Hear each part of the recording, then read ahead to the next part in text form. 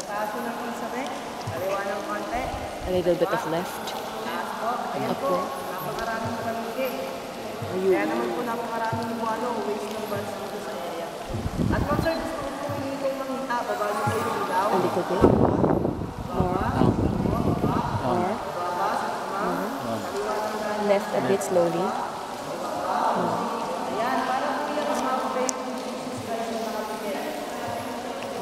Put it up front. Higher. Higher. Yeah. Bit lower. Lower. Huh? Face of what? Jesus. Ah, there.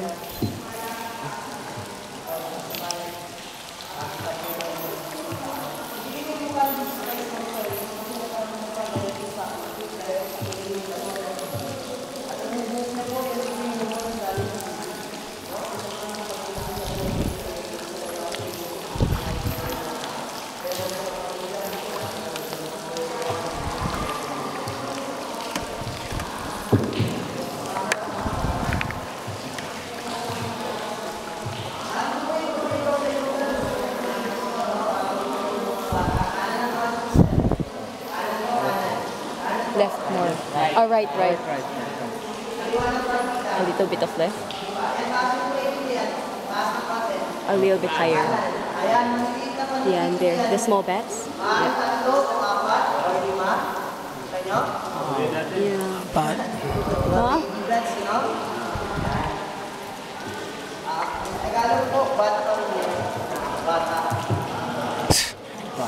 ayun, dami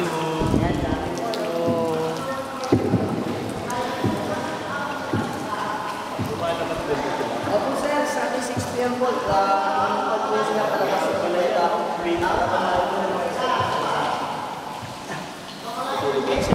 mga credit card friends na may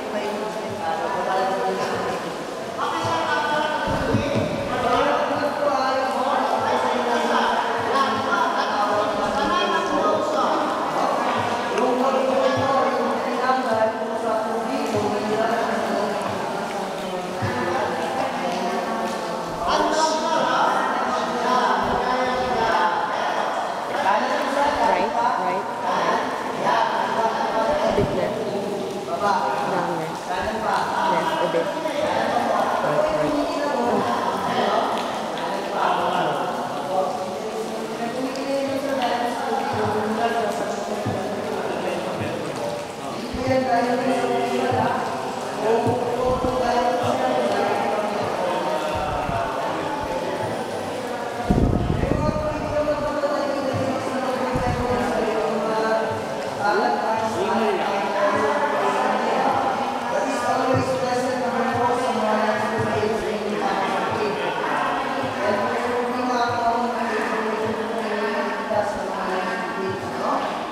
So yung kasi po, yung calculate, yung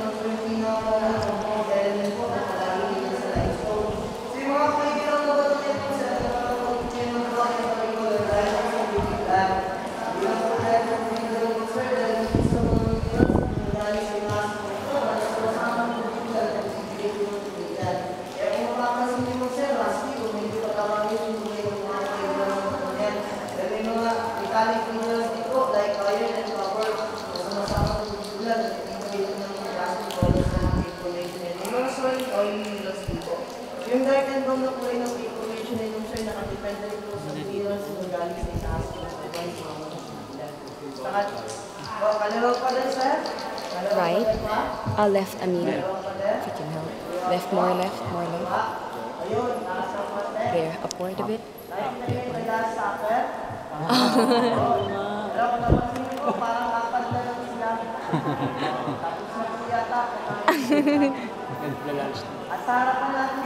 Forward, right in front.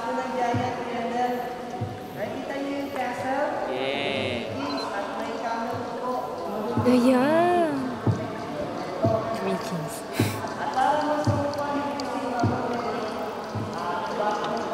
Lower down a bit. Right.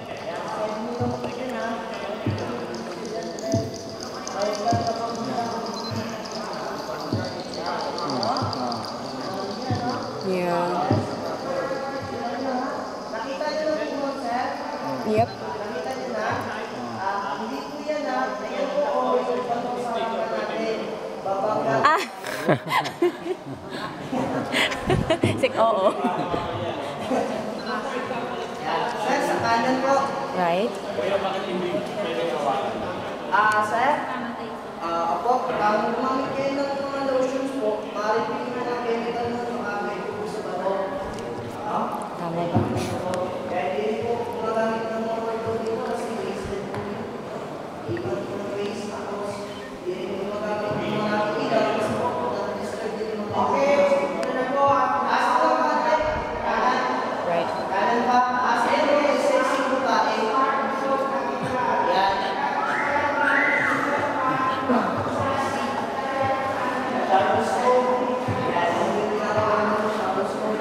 Kuya, may mga ahas din dito. May mga mistake ko, meron din po tayo. Dahil kahit po meron din dito kasi distortion, dadagdagan po yan ng mga kanina. At di na naman ng makita dito, no? Yan, so yun po sa yung nagiging negative effects po dahil sobrang dati na mga bisitang pumapasok dito. Yung mga inapinas po dito, dati na nakita dito sa loob ng trip, ay nawawala, hindi naman po nawawala, hindi naman sila ng lugar na hindi po sila na-discover. Kaya kung mapapansin nyo, yung mga paligid, dapat sa area po, meron tayo makikita eh. So, hindi na lang yung nakikita natin dahil nga po sobrang dami po ng mga bisitang pumapasok. Kasi sa mga lugar na hindi sila masyadong na-discover. No? Kaya naman po yung negative effects, sobrang dami na po sa mga pumapasok. So, noon po yung mga sabi ko naman dito, may nakikita pa sila mga python models ng tubig sa pader sa recording ng teka. At may mga water snake po na lumalang.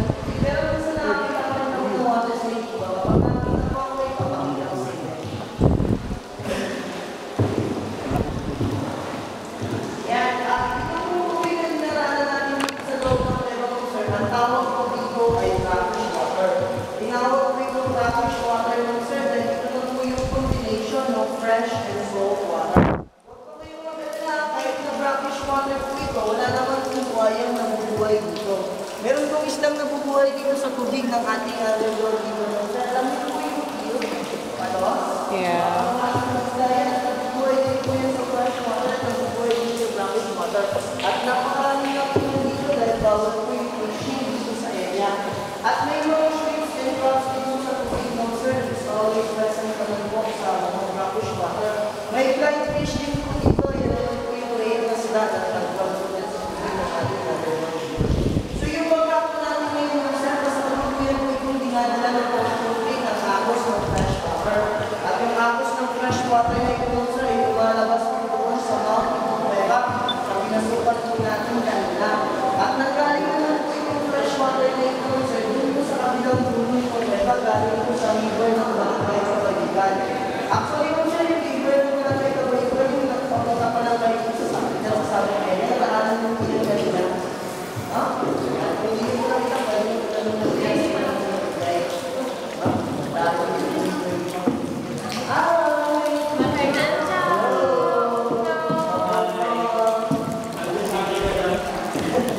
Kuya, question. Isa lang talaga yung lights na allowed per boat? Isa lang, isang flashlight lang talaga ang allowed. Opo, sir. Ano ba yung nasabi ko kanina?